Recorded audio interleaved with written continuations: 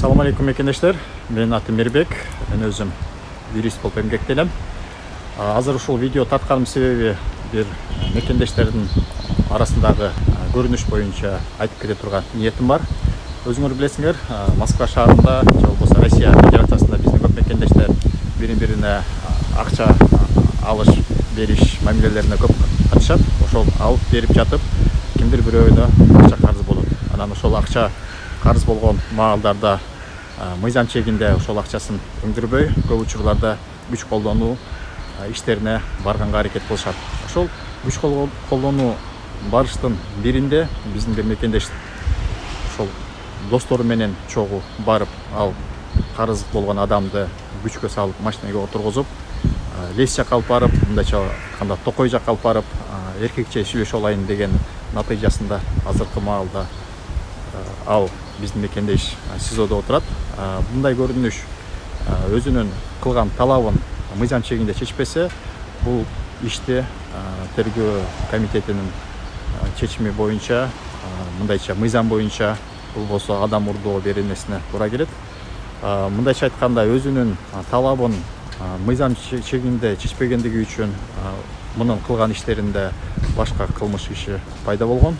Мындайча айтканда кылмыштуулукка өзү алып келген. Бул кылмыштуулук боюнча айтып кетсек, Россия Федерациясынын кылмыш кодексинин 126 беренесинде көргөзүлгөн.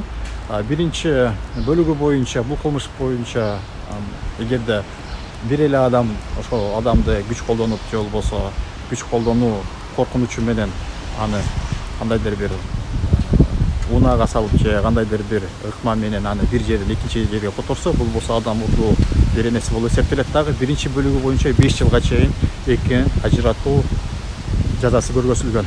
Бирок ошол эле маалда биздин көп мекендештер эгерде бирөөгө карыз болсо же бирөөгө физикалык жактан кандайдыр бир үстөмдүк кылыш үчүн жалгыз кылышпайт, кандайдыр бир топ менен барып туруп үстөмдүк кылганга аракет кылышат.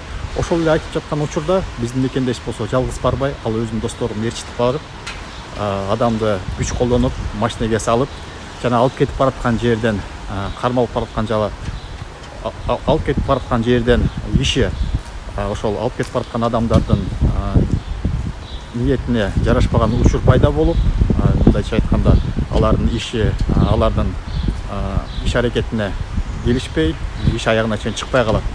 Ошол ишке аягына чейин чыкпай калып, анын кылган иштери тергөө комитети адам урдоо беренесине белгилеп, топ адам болуп, ошол ишти бир топ адам болуп урдоо беренесине айыпталып жатат.